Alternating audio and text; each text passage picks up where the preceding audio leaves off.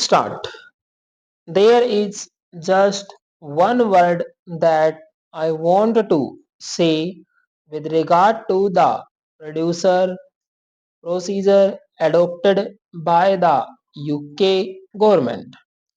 I do not wish in the least to complain because I am fully aware of the difficulties which confronted the UK government in this matter because one of the matters which I presume ultimately led to this decision of the UK government was that because of these wild rumors floating about the world, there was a vast movement of sterling from the UK to other countries, and probably events compelled them to act in the way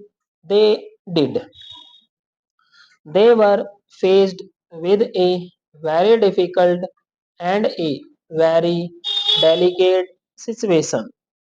I make the fullest allowance for that fact. Nevertheless, I feel that if arrangements had been considered in time, it would have been possible for the UK government to take the Commonwealth ministers more fully into their confidence than they apparently did. I say that for this reason that in the Commonwealth Ministers Conference, which was convened for the very purpose of discussing the dollar situation, there was no reference whatever to the subject of devaluation, and if as I understand it, the resolution passed by the Commonwealth Ministers Conference provided the brief for the Washington talks, then the decisions reached at Washington by the representatives of the UK government, in my opinion, exceeded the brief that the Commonwealth ministers gave the British Chancellor of the Exchequer. I cannot help thinking that in a matter which so vitally affects the whole economy of every country in the sterling area, steps should be have been taken to arrange for a secret meeting of the finance ministers of the Commonwealth countries before this decision was sprung upon them regarding three matters: the need for devaluation, the extent of devaluation, and the time of devaluation.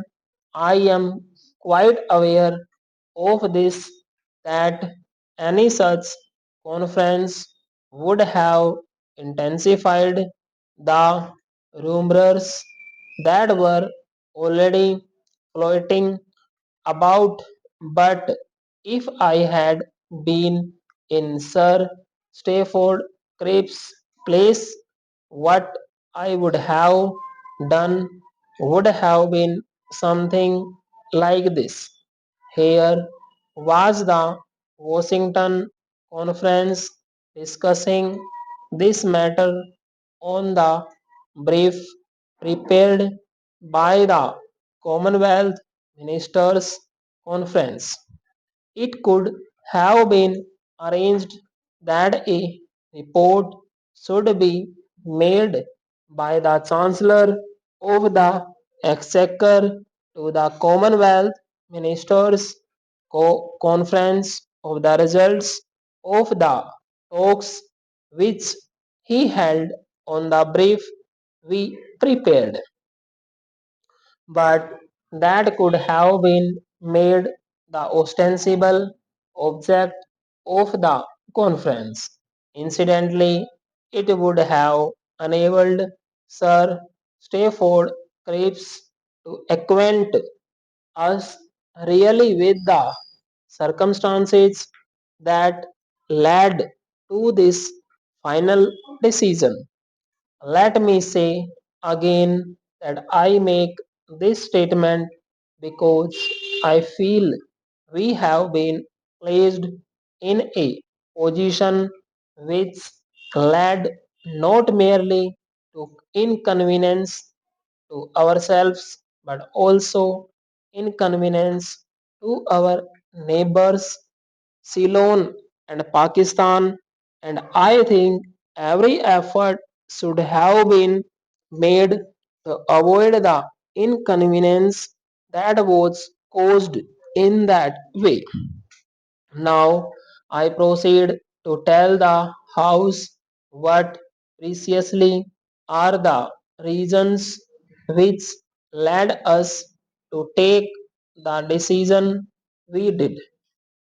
I want to make it perfectly clear that although I feel logically on the basis of economic facts, there was a case for devaluation both of the pound sterling and of the rupee. I should have liked to face this problem and to come to my decision regarding the problem after a good deal of more deliberations than I was allowed time for. I feel that in this matter I have had to act not on convention born of logical necessarily, but so to speak by the compulsion of events. I am not happy that I have had to make a decision in those circumstances. Nevertheless, since the pound sterling was devalued, I felt and my colleagues entirely agreed with me that there was no other course open to us. I say that for this very good reason, nearly 75% of the export trade of this country is with the countries in the soft currency areas. Therefore, when sterling was devalued, if we did not devalue, the result would have been that our export trade to these countries would not merely have greatly diminished but in course of time in certain important directions might have been wiped out altogether. Lens iron is good competing with our piece goods in the markets of the sterling area. Ceylon tea competing with our tea in the same area. East African groundnuts competing with our groundnuts. South African manganese competing with our manganese, and so on. The position was really serious and we could not afford to take the risk involved in keeping the value of the rupee at a higher rate when it was likely to lead to these extremely grave consequences for the country. It is not merely that our export trade would have suffered, the dwindling of our export trade would straight away have reacted upon our import trade, because the only way in which we can pay for our imports is by earning foreign exchange by our exports of the Western countries. Stop.